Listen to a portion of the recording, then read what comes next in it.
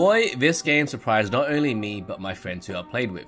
Although the game looks like something that might have came out of Minecraft, there's something warm about this game. Described like a legitimate hybrid of Stardew Valley, Rimworld and Terraria, Necesse has it all. If you want to explore, you got that. If you want to farm, you got that too. If you want to manage a bunch of settlers and get them to do what you want, you got that too. Not only this, you can do all this with friends. So in this review, I not only go through the normal gameplay, but also how the co-op looks as well. So let's get straight to the video. Don't forget to like and subscribe if you want to see similar content, and let's get to it. So in any co-op game, or any review that I do, I like to take a look at how easy it is to set up a game, especially if it's an early access. You want to make sure that you can play with friends properly. So in Necesse, it was slightly confusing because there's a multiplayer button. This multiplayer button is for something completely different. It is for if you want to host your own server and you want randoms to join, like, you know, if you want a big 20 to 30 population server and do host raids like you would in Rust or, you know, Minecraft, then sure, you can do that. But for this review, I'm just kind of focusing on playing with your friends. Like if you want to have like, you know, 1 or 2 friends to play with, then it's really easy. All you need to do is host your own world and then get your friends to join via Steam. That's literally it. Super simple.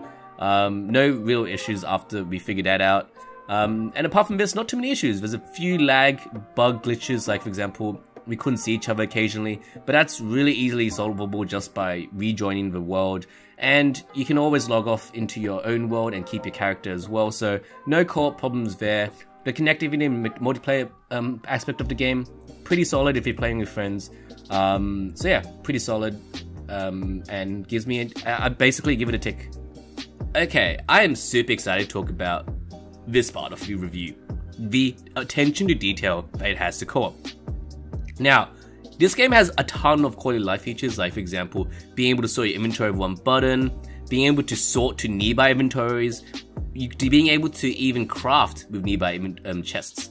These are quality of life features that you expect from a lot of survival games which don't exist sometimes, but this game has it all. Now from a co-op level, some of the best quality of life features it has is, for example, being able to open a chest while someone else is using the chest. Now, if you play games like Minecraft and Terraria, etc., you know that you can't do this, and you literally have to wait for your friend to finish using that chest, and they control the shit out of you, and they could just hold that chest, and you can't do anything about it unless you break it. Now, in this game, you can open a chest when someone else is using the chest. It sounds break. It's actually such a big quality of life feature. And of course, there's other things like, for example, being able to use certain skills like banners to apply buffs to multiple people in an area. And the settlement management, you can do it as a group. You don't have to have the host to do it. For example, instead of Decay 2, this host is the only person that can really manage the settlement. Whilst in this game, everyone can put their hand in actually managing the settlement.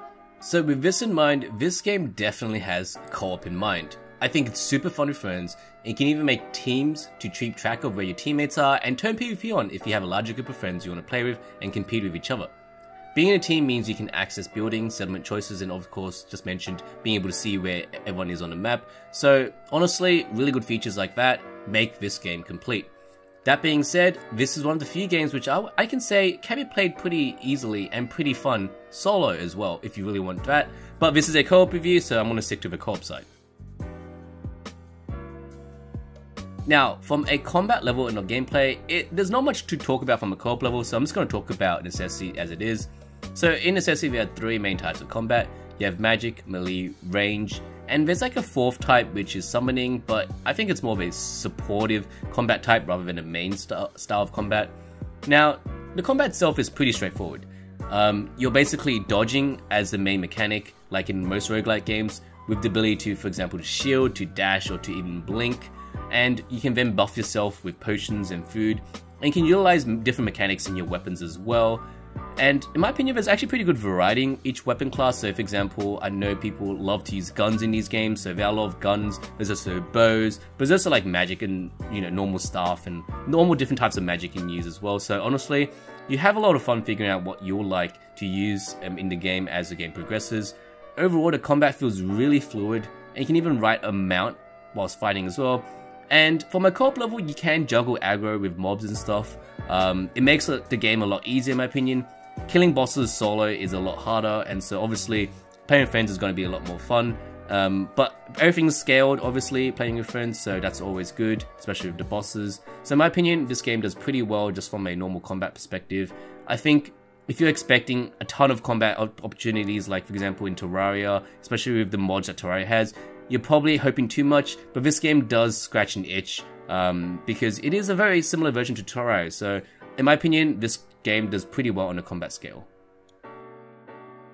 Now, the settlement management part of the game is super unique, and although it's, people say it's similar to like how it takes elements of Rimworld and then chucks it in my opinion, this game does it really well in terms of being able to keep it really simple and letting friends who might not enjoy this part of the game be part of that experience. Now, I've played other games where sim management or settlement management or any type of community management can be really complex, and to be honest, I'm not the biggest fan of this.